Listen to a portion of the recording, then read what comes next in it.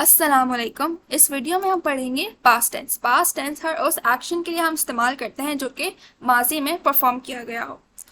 पहली सब कैटेगरी हमारे पास है पास्ट टेंस की सिंपल पास्ट। सिंपल पास्ट उन एक्शंस के लिए इस्तेमाल किया जाता है जो कि माजी में ही कंप्लीट हो गए हों या फिर माजी में ही परफॉर्म किए गए हों। पहली एग्जांपल हमारे पास है इसकी, she walk to the store yesterday, यानी वो कल चल के स्टोर गई थी। दूसरी सब कैटेगरी हमारे पास है पास्ट कंटिन्यूस यानी past progressive tense. Past progressive tense उन टेंसेस के लिए इस्तेमाल किया जाता है जो कि माजी में चल रहे थे।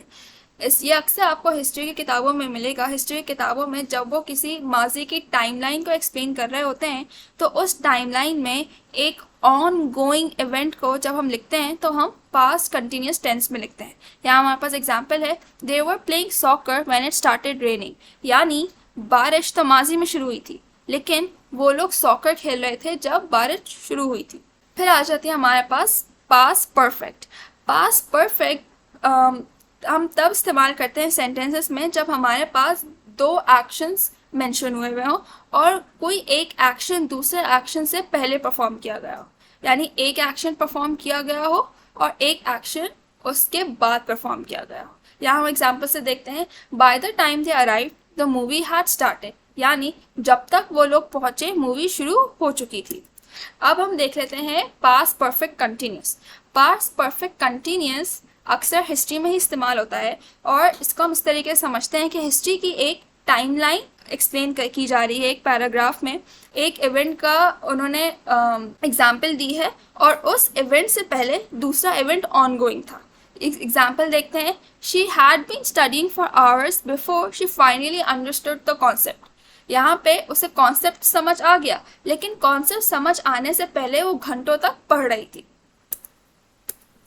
अब हम एक एग्जाम्पल स्टडी के ज़रिए देखेंगे कि हम एक एक्शन को पास्ट टेंस में मुख्तलिफ तरीके से किस तरीके से लिख सकते हैं। पहले हमारे पास एग्जाम्पल है, mum was talking to her aunt on the phone. दूसरी एग्जाम्पल हमारे पास है, mum had been talking to her aunt on the phone all morning. यहाँ पे हमारे पास दोनों ही सेंटेंसेस में वर्ब की कंटिन्यूस फॉर्म इस्तेमाल की गई है, वो है टॉकिंग। पहले सेंटेंस में हमारे पास जो हेल्पिंग वर्ब है वो है वॉज। वॉज से हमें अंदाज़ा होता है कि ये पास्ट कंटिन्यूस फॉर्म की बात हो रही है। पास्ट कंटिन्यूस फॉर्म में हमारे पास सब्जेक्ट के हिसाब से या तो वॉज आएगा या फिर वर और उसके साथ वर्ब की कंटिन्यूस फॉर्म आएगी। दूसरे सेंटेंस में हमारे पास हेल्पिंग वर्ब्स हैं हैड और बीन, तो इससे हमें अंदाज़ा होता है कि ये है past perfect continuous. Past perfect continuous में हमेशा हेल्पिंग वर्ब आएगा हैड, उसके साथ बीन और फिर वर्ब की कंटिन्यूस फॉर्म। तीसरा एग्जाम्पल हमारे पास है, Darla liked to drink coffee after dinner. ये हमारे पास सिंपल पास्ट की एग्जाम्पल है। इससे हमें कैसे पता चला कि सिंपल पास्ट की एग्जाम्पल है, क्योंकि डार्ला के बारे में एक फैक्ट जाहिर हो रहा है कि उसे कॉफ़ी पसंद थी। चौथी एग्जाम्पल है हमारे पास, Darla had like to drink coffee after dinner when she was young. ये हमारे पास है पास्ट परफेक्ट की एग्जाम्पल, क्योंकि यहाँ पे हमारे पास हेल्पिंग वर्ब है हैड और उसके साथ जो हमारे पास वर्ब इस्तेमाल हुआ है वो लाइक की पास्ट पार्टिसिपल फॉर्म है। लाइक की पास्ट पार्टिसिपल फॉर्म लाइक्ड होता है।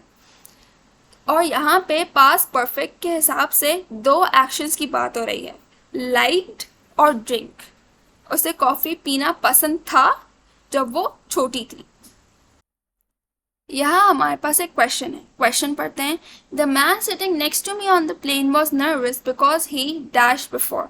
यहाँ हमारे पास चार ऑप्शंस दिए गए हैं और हम इन चारों ऑप्शंस को एक एक करके ब्लैंक में फिट करेंगे और देखेंगे कि हमारा सेंटेंस करेक्ट साउंड करता है कि नहीं। पहला option, had not flown. The man sitting next to me on the plane was nervous because he had not flown before. दूसरा example, did not fly. The man sitting next to me on the plane was nervous because he did not fly before.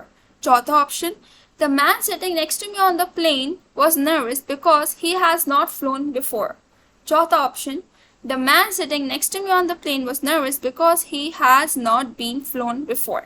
यहाँ पे हमारे पास सबसे correct जो option है वो है had not flown, क्योंकि यहाँ पे हमारे पास जो बेसिकली वर्ड जो कि हमें इंडिकेट कर रहा है कि ये पास्ट टेंस है वो है was। ठीक है, तो इसके हिसाब से हमें लगता है कि ये एक पास्ट परफेक्ट टेंस की एग्जाम्पल, क्योंकि यहाँ पे दो एक्शंस हैं, एक तो सिटिंग और एक नर्वस। यहाँ इन्होंने एक्सप्लेनेशन में भी हमें सेम ही बात की है कि यहाँ पे दो इवेंट्स की बात हो रही है और दो इवेंट्स हमेशा पास्ट परफेक्ट टेंस में ही इस्तेमाल होते हैं।